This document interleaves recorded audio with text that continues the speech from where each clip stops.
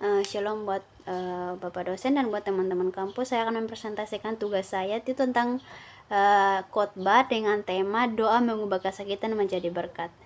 Yang terdapat dalam 1 Tawarik 4 ayat yang ke-10. Yabes berseru kepada Allah Israel, katanya, kiranya engkau memberkati aku berlimpah-limpah dan memperluas daerahku. Kiranya tanganmu menyertai aku dari malapetaka sehingga kesakitan tidak mendera aku. Saudara-saudara yang terkasih dalam Tuhan Yesus Kristus, beberapa tahun yang lalu sebelum saya ke Bali, saya bekerja di toko di Sumba, dan saya menjadi kasir di toko cabangnya. Nah, ketika saya sedang bekerja sore itu, tiba-tiba saya ditelepon sama bapak saya disuruh ke rumah sakit karena seminggu sebelumnya itu kakek saya tuh udah masuk rumah sakit. Nah, pas sorenya ditelepon sama bapak saya itu sekitar jam 3 gitu, saya minta izin ke bos saya untuk ke rumah sakit. Nah, saya sampai di rumah sakit, suasananya itu sangat berbeda dari hari-hari sebelumnya. Kalau kemarin-kemarinnya saya jenguk kakak saya biasa aja gitu, tidak terlalu ramai. Tapi hari ini sangat ramai gitu, sore-sore itu sangat ramai. Mungkin dalam hati saya tuh kenapa ramai-ramai gini. Tapi kalau di parkiran itu banyak banget keluarga saya tuh, ada yang pada duduk gini, pada diam, terus ada yang nangis lagi. Akhirnya saya lanjut masuklah nih ke ruangan. Nah, ketika saya sampai di ruangan, lihatlah saya tiba-tiba ada dokternya. Dokternya tiba-tiba naik di tempat tidur kakek saya, terus dipasangin alat-alat di sini, namanya itu apa ya? Defibrillator kalau tidak salah, itu kayak di setrum. Terus ada lagi itu alat yang satu tuh saya tidak tahu namanya, kayak setrika gitu, terus digini-giniin kan. Di samping itu ketika dokternya sedang sibuk, bidan perawatnya sedang sibuk, mama saya justru dia yang nangis di pojokan. Dia lagi sambil udah menangis, udah nangis gitu, tapi sambil berdoa. Doanya apa? Doa penyerahan. Dalam hati, kok doa penyerahan gitu dalam hati. Terus kata mamaku gini, kami serahkan Tuhan Yesus, kami serahkan papa saya Tuhan ke dalam tanganmu, jangan disiksa-siksa gini. Dalam hati aku, kenapa mama saya ikhlas gitu? Di dalam pikiran saya itu tuh belum ada yang namanya sedih-sedih gitu, karena yang nggak tahu, masih kayak dilema aja gitu, bingung ini suasananya gimana gitu. Di samping lainnya mama saya sedang doa penyerahan, di samping lain dokter berusaha untuk berusaha supaya kakek saya bisa bernapas lagi gitu. Tapi mama saya ini udah doa penyerahan gitu. Nah, tapi tidak lama kemudian kakek saya bernafas gini, akhirnya bernafas lagi. Nah, setelah dokternya keluar, mama saya masih nangis-nangis sama keluarga, sama adik-adiknya semua itu. Nah, saya masih sempat ngomong sama kakek, ngomong sakitnya yang sakit itu tuh bagian mana gitu, mau apa gitu. Tapi kakek saya karena udah benar-benar sakit gini, suaranya itu udah enggak, cuman gitu doang suaranya. Nah, karena saya rasa suasananya udah membaik gitu kan, ya udah saya pulang lagi ke toko. Nah, saya sampai di toko, baru taruh HP di tempat titipan HP gitu kan, ada kasir di belakang. Kasir itu ada lemari, terus di situ tuh tempat naruh HP gitu. Udah aku taruh HP-nya, belum juga, baru mau masuk nih di kursi kasir, tiba-tiba bapak saya telepon lagi dengan suaranya yang sangat berbeda. Dalam hati saya tuh kayak udah menduga ada sesuatu lagi nih gitu, soalnya dari suaranya bapak saya tuh kayak udah putus-putus gitu, kayak udah sedih, benar-benar sedih gitu kan, karena itu bapak dari bapakku gitu. Udahlah, terus kan tak kesini, tak cepet kakek udah nggak ada gitu kan. Ya udahlah, di posisinya itu tuh lagi berdiri, kayak bingung gitu mau ngomong apa. Perasaan tadi kan baru bernafas gitu, belum juga duduk di kursi, tiba-tiba disuruh pulang lagi ke sana. Udah, karena kayak shock gitu juga, kayak masih lemas banget, kayak tidak berdaya lagi, benar-benar dalam hati tuh kayak masih belum percaya, tadi kan masih bernafas gitu, kayak masih bimbang aja gitu. Tapi saya tidak bisa lagi membawa motor ke sana. Akhirnya saya telepon dulu bos saya minta pulang karena tidak bisa lanjut bekerja lagi gitu. Akhirnya saya telepon bos saya, terus diizinkan untuk pulang. ketika mau berangkat begitu saya tidak bisa bawa motor karena badan saya udah benar-benar lemas. Akhirnya ada teman kerja saya cewek itu ngantarin saya. Kita sempat pas muter motor itu mau ke rumah sakit tuh masih jatuh di parkiran gitu, saya sama adik saya gitu, sama teman kerja gitu, tapi masih pangkat adik gitu. Udahlah kita jalan nih ke rumah sakit. Dalam perjalanan saya itu tuh nangis nangis nangis gitu, kenapa tadi saya tidak tungguin gitu. Kalau kalau saya tungguin kan masih bisa lihat nafas apa sih, masih lihat kakek saya bernafas gitu. Itu tuh penyesalannya saya tuh, kenapa saya lebih mementingkan untuk bekerja gitu. Nah sesampai di rumah sakit itu udah ambulansnya itu tuh udah berbunyi, terus tiba-tiba kakek saya tuh udah ditutupin kain, udah ditarik dari dalam. Itu saya udah benar-benar lemas dan tiba-tiba tidak tahu lagi gimana ceritanya. Pas saya sadarnya itu tuh udah tiba-tiba udah nyampe di rumah, di Leruru gitu, di rumahnya saya, di rumah besar. Nah pas saya bangun itu tuh orang-orang udah pada rame semua, pada lihatin saya. Yang sebelahnya pada nangis, yang sebelahnya pada liatin saya gitu. Terus ada yang mijit-mijitin sampai badan-badan saya tuh bau jahe, bau minyak kayu putih. Kenapa gitu? Ternyata kata mama saya udah pingsan dari rumah sakit itu tuh. Pingsannya sampai di rumah, karena di dalam mobil ini tidak ada minyak kayu putih, terus cuma digini-giniin, jadi belum ada sadar-sadarnya. Tapi sampai di rumah saya dipijit-pijit gitu pakai jahe-jahe sampai sampai alia-alia itu minyak kayu putih juga. Jadi pas perih-perihnya itu tuh baru saya sadar. Dan pas saya sadar, saya sudah lihat kakek saya udah di samping, dan di situ lagi nangis lagi gitu, karena baru aku sadar tuh kalau kakek tuh udah nggak ada gitu.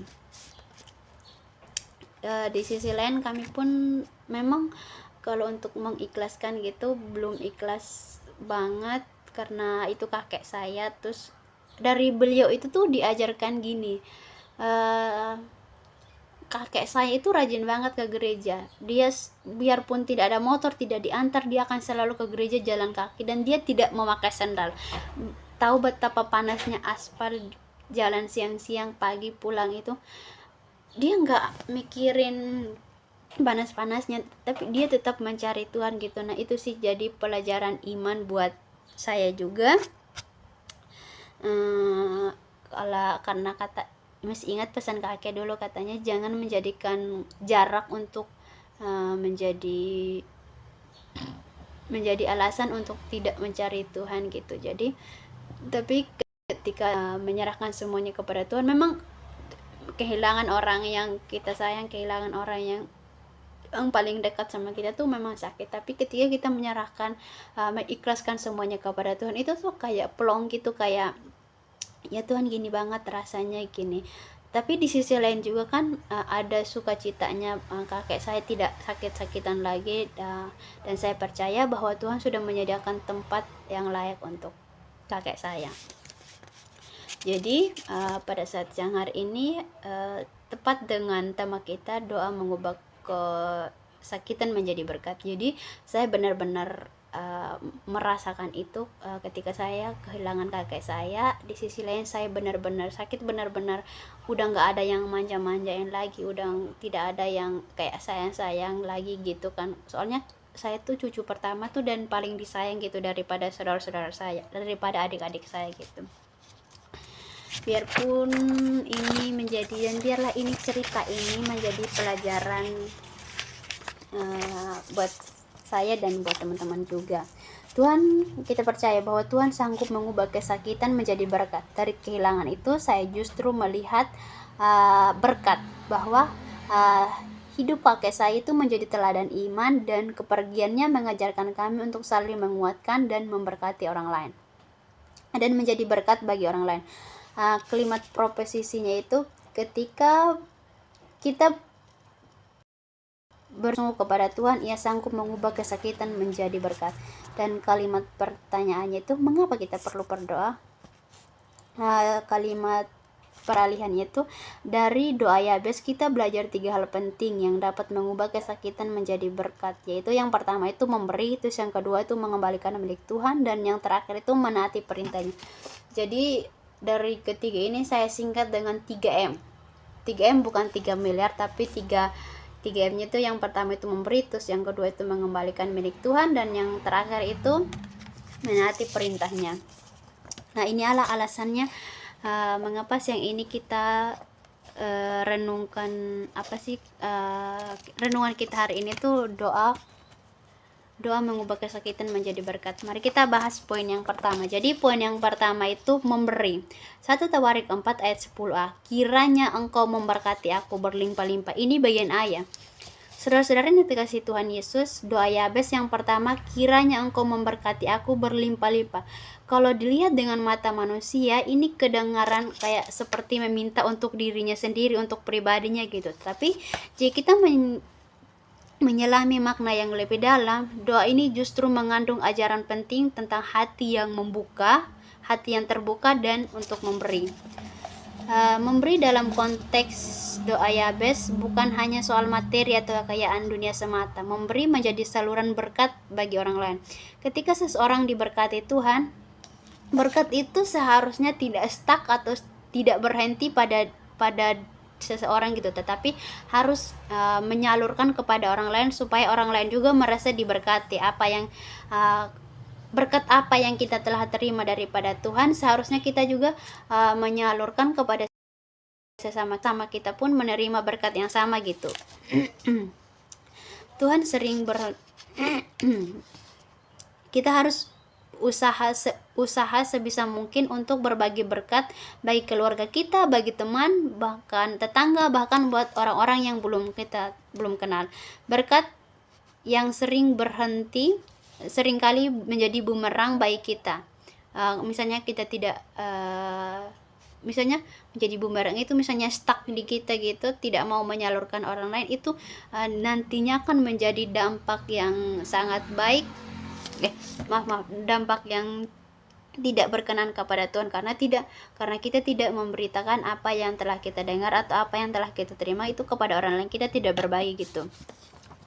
Memberi juga bagian dari pelayanan. Hanya orang-orang yang percaya kepada Tuhan yang berani memberi dengan tangan terbuka dan tulus ikhlas. Sedangkan orang yang takut kehilangan, kehabisan atau serakah memilih untuk menutup hati dan tangan. Dari doa Yabes yang pertama mengajarkan kita bahwa memberi adalah ujian iman. Ketika kita percaya bahwa Tuhan yang memberkati kita, maka kita akan imani juga bahwa Tuhan tidak akan meninggalkan kita di masa kesulitan kita atau kekurangan kita. Sama seperti pohon yang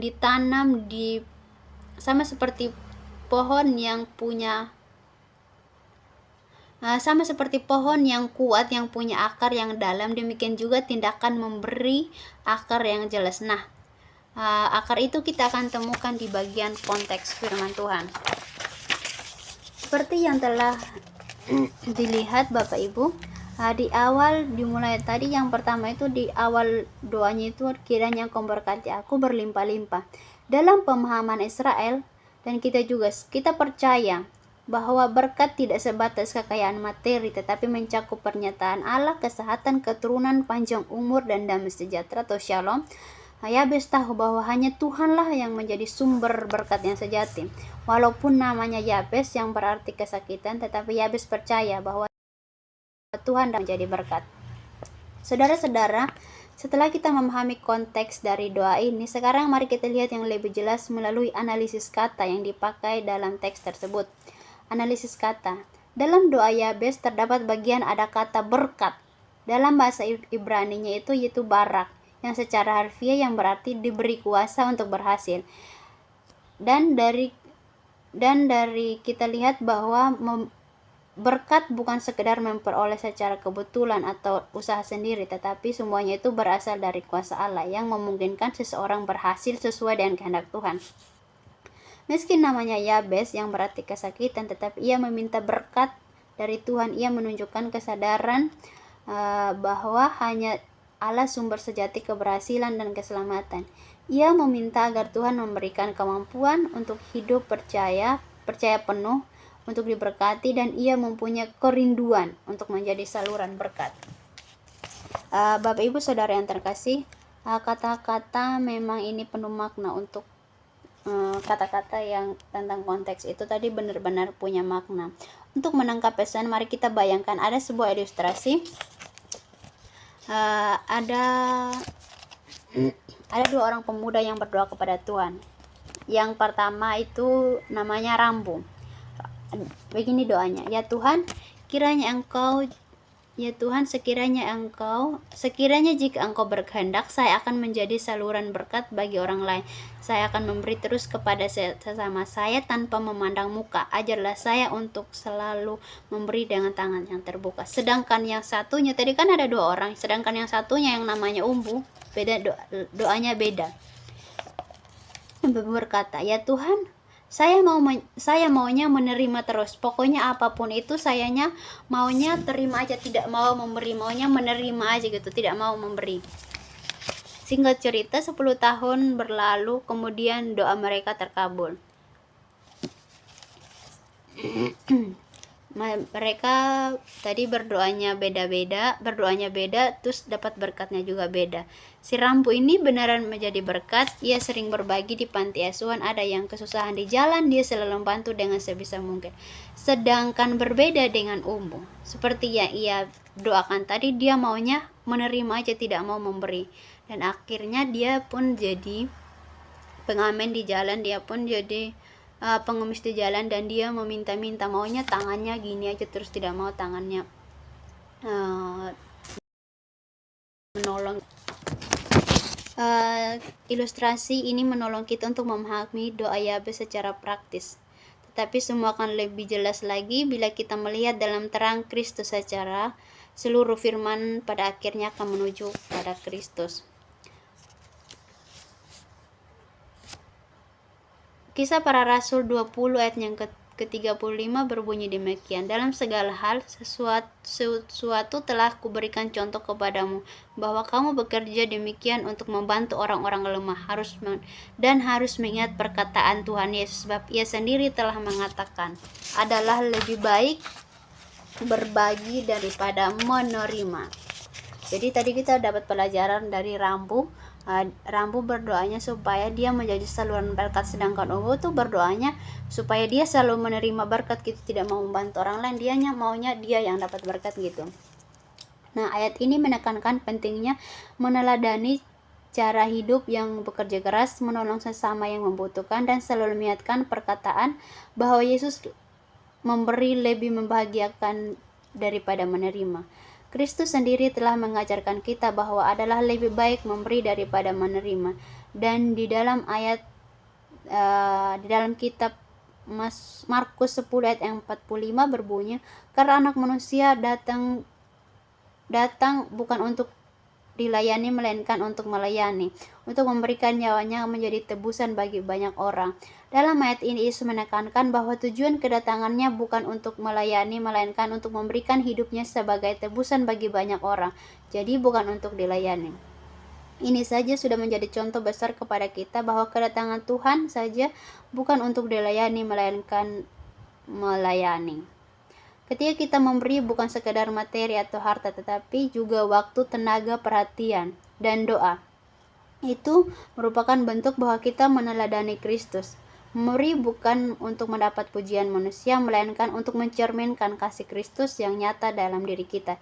Kita harus tahu bahwa berkat itu tidak stok di situ di diri kita, tapi kita harus menjadi saluran berkat bagi orang lain supaya orang lain juga merasakannya. Saudara-saudara, kalau kita merenungkan sejenak, seringkali manusia merasa apa yang dimiliki itu merupakan hasil jerih payahnya. Tetapi ada beberapa poin kali ini kita akan diajarkan. Jadi tadi setelah kita mendengarkan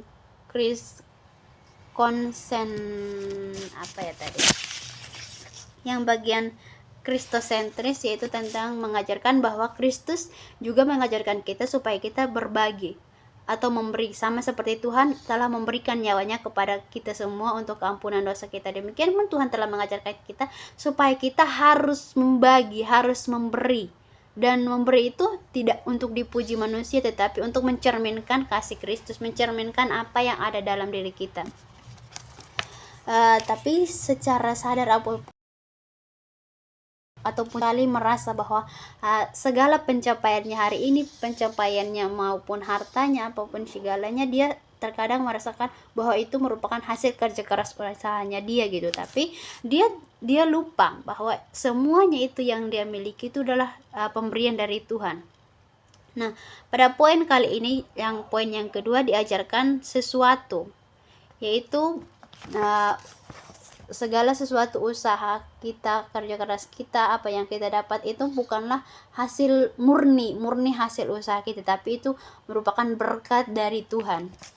Jadi kita akan masuk pada orientasi tentang poin yang kedua, itu sekarang mengembalikan milik Tuhan. Kalau tadi yang pertama itu memberi, sekarang yang kedua mengembalikan milik Tuhan.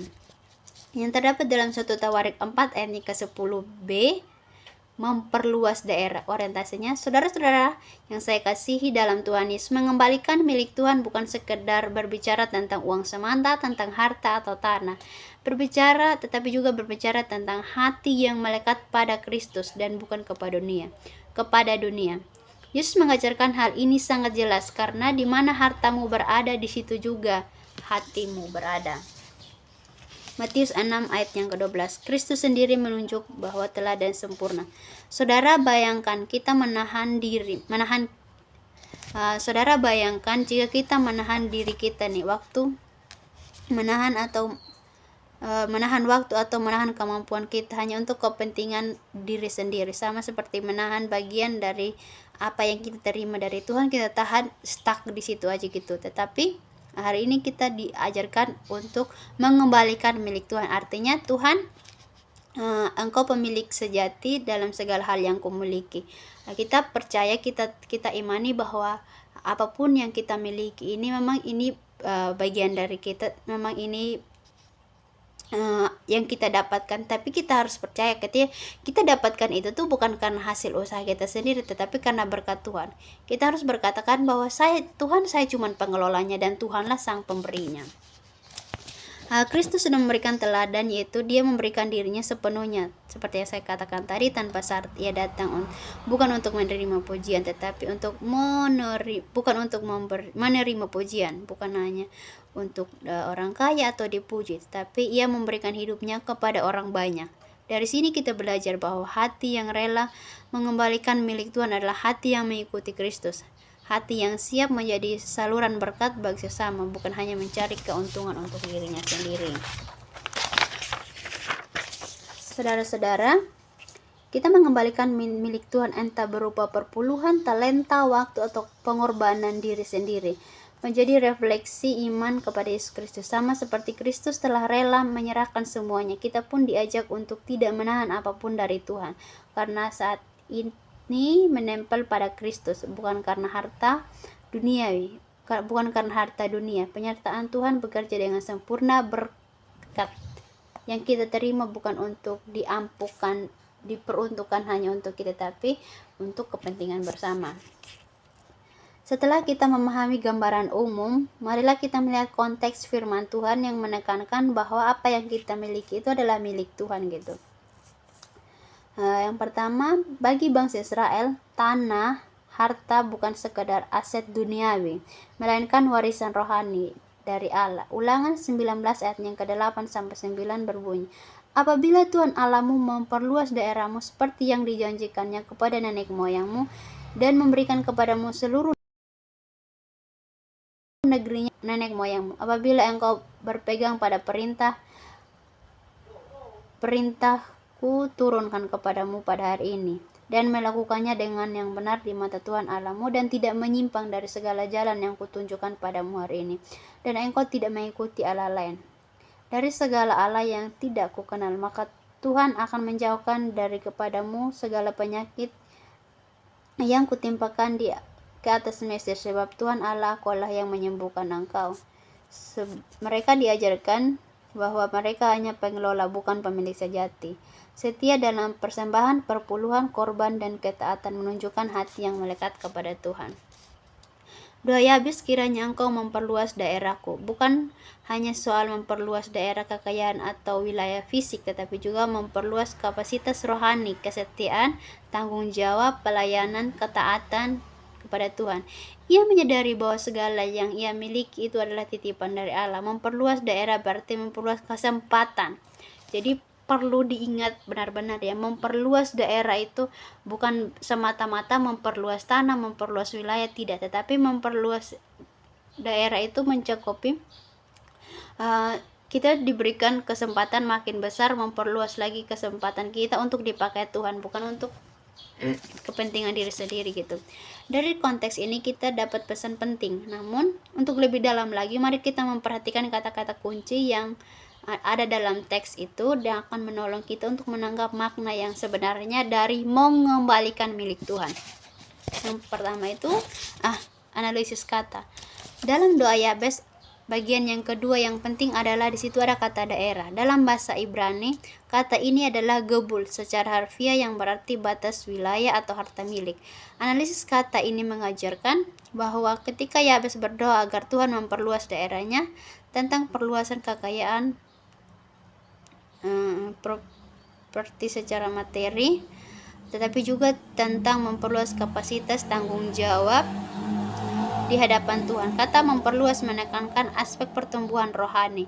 Tanggung jawab artinya Tuhan memberi yang lebih bukan untuk keserakahan, tetapi supaya hidup kita dapat dipakai untuk tujuan Tuhan, seperti menolong sesama kita, melayani komunitas, dan menaati firman-Nya.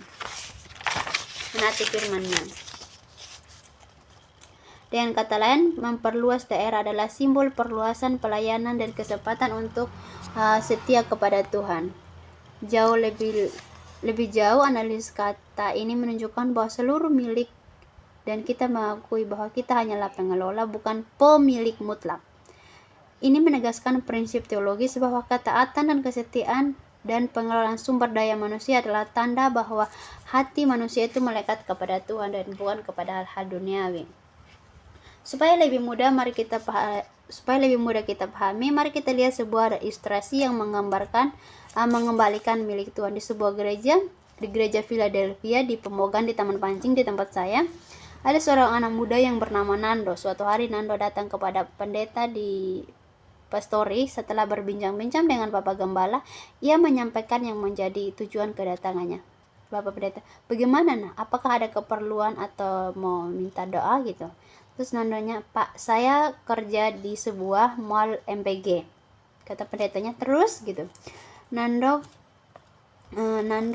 boleh tidak minta doa supaya gajinya Nando itu dinaikkan, karena gaji saya itu cuma 1 juta dan tidak mencukupi kebutuhan saya di kampung. Nah, kata gembala, baik, kita akan doakan. Nah, terus kata Nando lagi, kalau Tuhan mengabulkan doa saya akan berasar kepada Tuhan, saya akan memberikan 10% dari gaji saya. Bulan berikutnya gajinya si Nando ini naik jadi 2 juta. Semakin ketika dia mendapatkan 2 juta, dia membawa persepuluhan di gereja. Berapa? Kalau 2 juta penghasilannya, terus 10%-nya untuk Tuhan, jadi dia persembahkan 200.000. Semakin hari semakin naik gajinya. Tetapi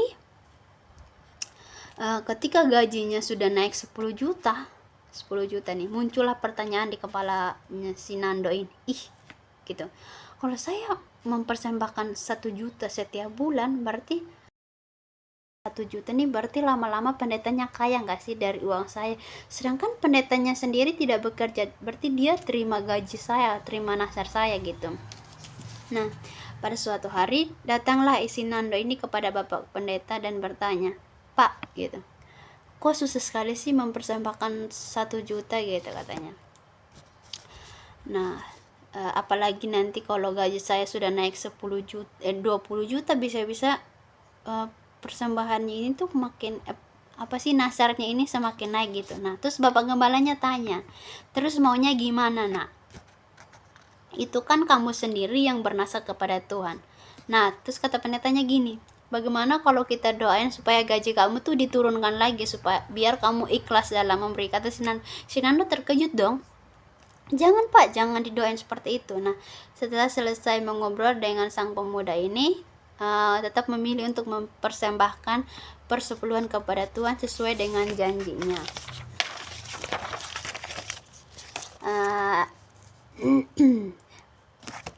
Ilustrasi ini menolong kita untuk memahami prinsip mengembalikan milik Tuhan, tetapi untuk mencapai makna yang paling penuh hanyalah di dalam Kristus, sebab di dalam Dialah pemberi terbesar dari Allah bagi kita.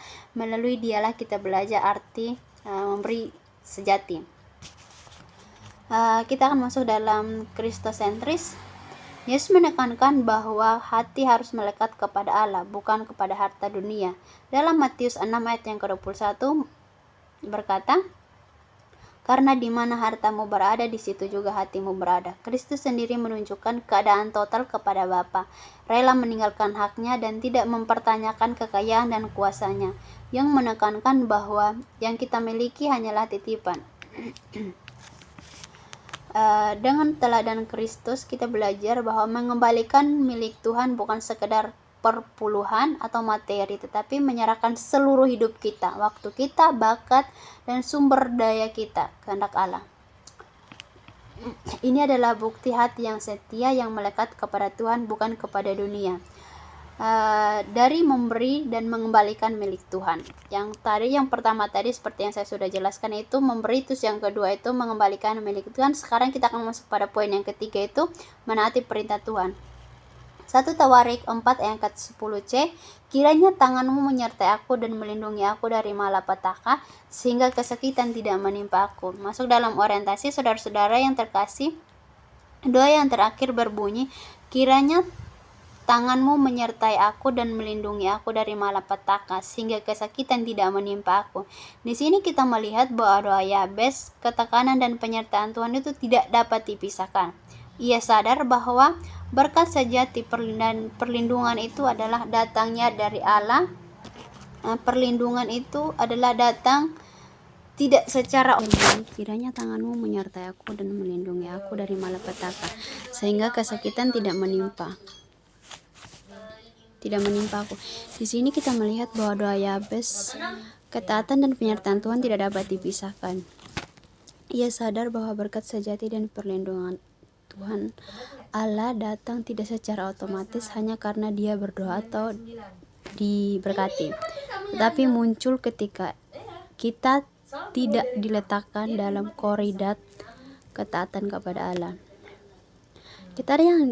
Ketaatan yang dimaksud di sini, Bapak Ibu Jemaat, bukan sekedar ketaatan melakukannya dengan ritual, memenuhi kewajiban, melainkan menempatkan seluruh hidup, keputusan dan tindakan kita di bawah pimpinan Allah. Yabes mengetahui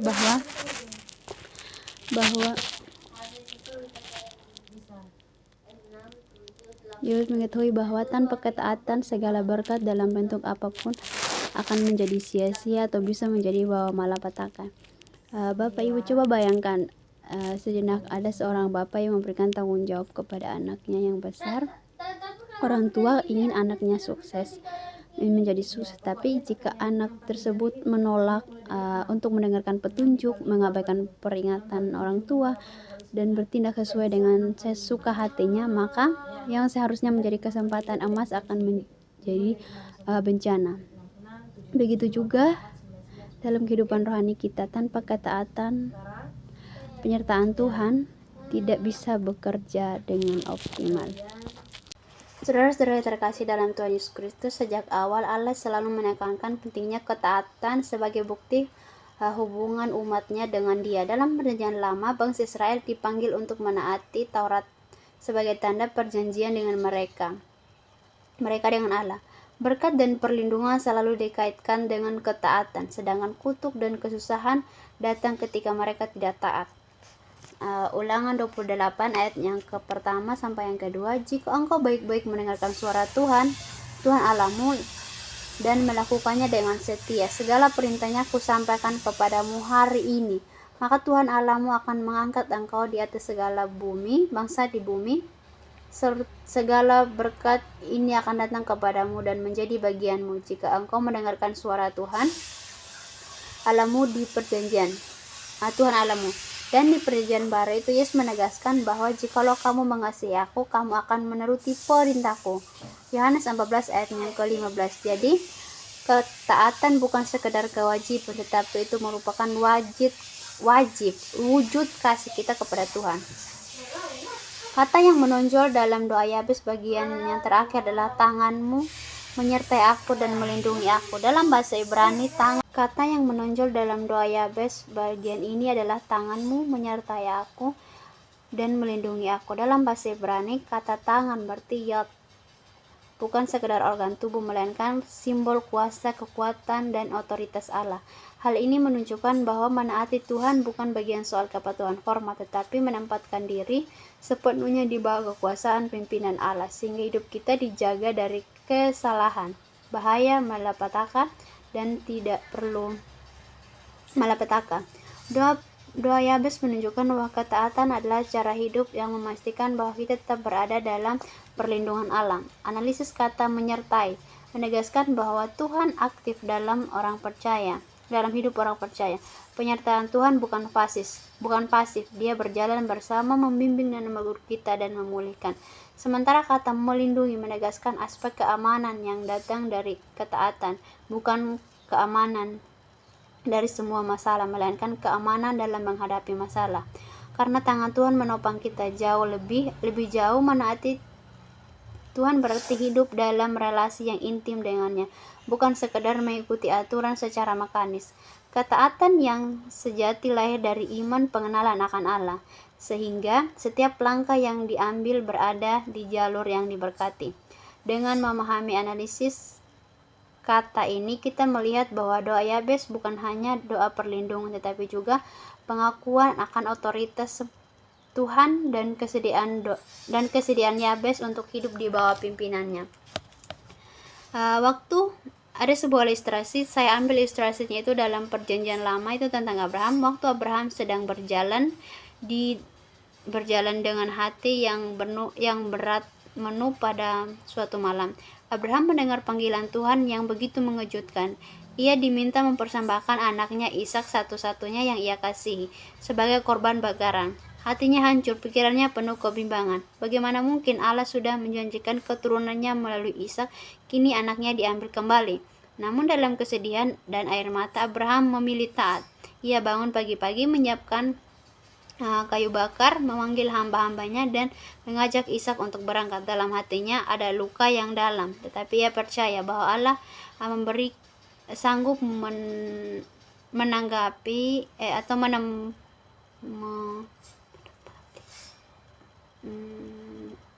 sanggup tepati janjinya gitu. Dan Tuhan akan menyediakan jalan.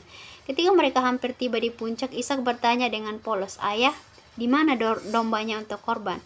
Pertanyaan itu menusuk hati Abraham, namun dengan iman ia menjawab, Allah yang menyediakan. Sesampai di puncak, Abraham membangun mezbah, menata kayu, lalu mengikat Ishak dan meletakkan di atas mezbah. Dengan tangan gemetar, ia mengangkat pisau dan siap untuk mengorbankan anak yang dikasihinya. Tapi pada saat terakhir, Abraham dan malaikat Tuhan berseru dari langit, "Hentikan langkahnya." Allah melihat ketaatan Abraham. Dengan penuh rasa syukur, Abraham menamai tempat itu Tuhan menyediakan, sebab di sanalah ia mengalami bahwa Allah benar-benar setia dengan janjinya. Yesus Kristus adalah teladan ketaatan sempurna. Filipi 2 ayat yang ke-8, ia taat sampai mati, bahkan sampai mati di kayu salib. Sejak lahir hingga wafat, Yesus menyerahkan kehendaknya sepenuhnya kepada Bapa, menjalin pelayanan dengan kerendahan hati, menghadapi penolakan dan menanggung penderitaan tanpa memberontak. Ketaatan Kristus menunjukkan bahwa menaati Tuhan bukan hanya formalitas, tapi menyerahkan seluruh hidup kepada kehendak Allah. Kata Yunani haikapoa menekankan aktif, hati yang tunduk dan tindakan konsisten. Dengan meladani Kristus, kita belajar bahwa ketaatan mungkin memang berat, tetapi menjamin perlindungan rohani dan berkat kekal. Penutup, saudara-saudara, Bapak Ibu yang dikasihi Tuhan, dari doa Yabes kita belajar 3 hal poin penting. Yang pertama itu tadi, bagaimana kita dapat mengubah kesakitan menjadi berkat. Yang pertama itu bagaimana caranya kesakitan itu menjadi berkat, itu belajar memberi dengan tulus hati tanpa memandang sesama. Terus yang kedua itu belajar untuk mengembalikan milik Tuhan. dengan cara perpuluhan dan sebagainya. Yang terakhir itu menaati perintahnya. Ini juga sangat penting karena dengan kamu juga menunjukkan bahwa kamu mempunyai relasi yang kuat dengan Tuhan. Sekiranya ketika kita keluar dari pintu gerbang ini, kita bawa pulang berkat Tuhan yang mengajarkan kita untuk memberi dengan tulus hati, belajar berpuluhan dan mengembalikan milik Tuhan. Ini merupakan ungkapan syukur kita atas Tuhan, dan taatlah akan Tuhan sampai Tuhan panggil pulang. Jadilah teladan iman di tengah-tengah dunia yang penuh goncangan. Tuhan Yesus memberkati.